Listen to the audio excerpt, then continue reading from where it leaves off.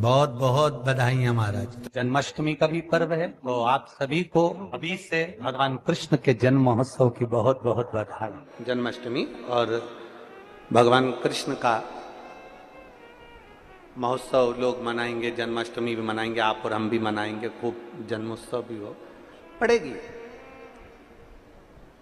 पर क्या श्रीमद् भागवत कथा कहती है क्या भगवान कृष्ण का जन्म केवल जन्मोत्सव एक ही दिन मनाना चाहिए? श्रीमद् भागवत कथा में वेद व्यास जी वर्णन करते हैं, सुखदेव जी महाराज राजा परीक्षित से कहते हैं कि भक्त अपने दिल में रोज मनना चाहिए कि आज मेरा कृष्ण मेरे हृदय में प्रकट हुआ है, आज मेरा कृष्ण मेरे हृदय में प्रकट हुआ है, आज मेरा कृष्ण मेरे नगर में प्रकट हुआ है, आज मेरा कृष्ण मेरी रोमावली में प्रकट हुआ है, आज मेरा कृष्ण मेरी चित्तवृत्ति में प्रकट हुआ है, आज मेरा कृष्ण मेरे नैनों में प्रकट हुआ है, आज मेरा कृष्ण मेरी श्रवण शक्ति में प्रकट हुआ है, आज मेरा कृष्ण मेरी श्वासों में प्रकट हुआ है, आज मेरा कृष्ण मेरे हृदय में, मेरी चित्त में, मेरी वृत्ति में प्रकट हुआ। केवल साल में एक दिन भगवान कृष्ण का जन्मोत्सव नहीं, रोज प्रतिदिन अपने भीतर भगवान के प्रागट्य का जन्मोत्सव होना चाहिए। उसी तरह लोग कहते हैं कि सावन का महीना है तो मुझे मंदिर जाना है, सावन का महीना है तो मुझे त्रिपुंड लगाना है, सावन का महीना है तो मुझे शंकर का गुणगान करना है। ना, प्रतिदिन, प्रत्येक घड़ी, प्रत्येक पल, प्रत्येक क्षण भगवान शिव को समर्पित होना चाहिए। प्रत्येक पल। तो शास्त्र कह रहा है कभी भी मंदिर में, यहां तक शास्त्र कहता है आपके घर में आप भगवान का दर्शन कर रहे हो तो भगवान का दर्शन करते समय में भी आपके नेत्र बंद नहीं होना चाहिए, नैन मिलाइए। आपको पहले भी कथा में 5 दर्शन कहे। कितने दर्शन? 5। पहला दर्शन है भगवान के चरण का, दूसरा दर्शन है भगवान की नाभि का, तीसरा दर्शन है भगवान के वक्षस्थल का, चौथा दर्शन है भगवान की शिखा का और 5वां दर्शन है भगवान के नयन का। ये 5 दर्शन है।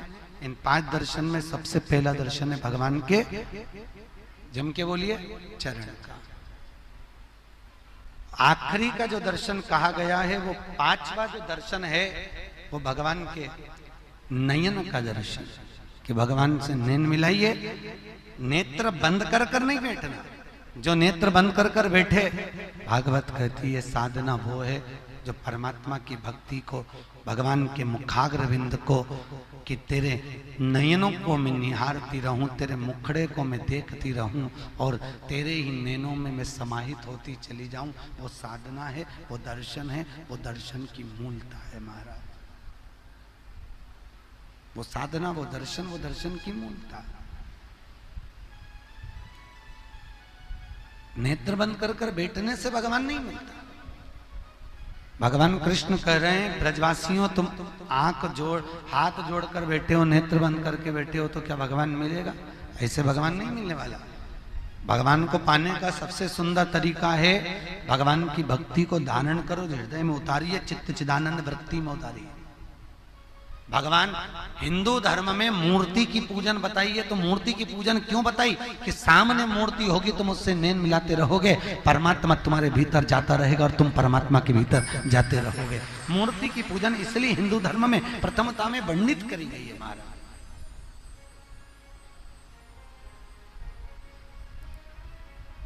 मूर्ति की पूजन का इसलिए क्रम कहा गया कि भगवान के सामने बैठो।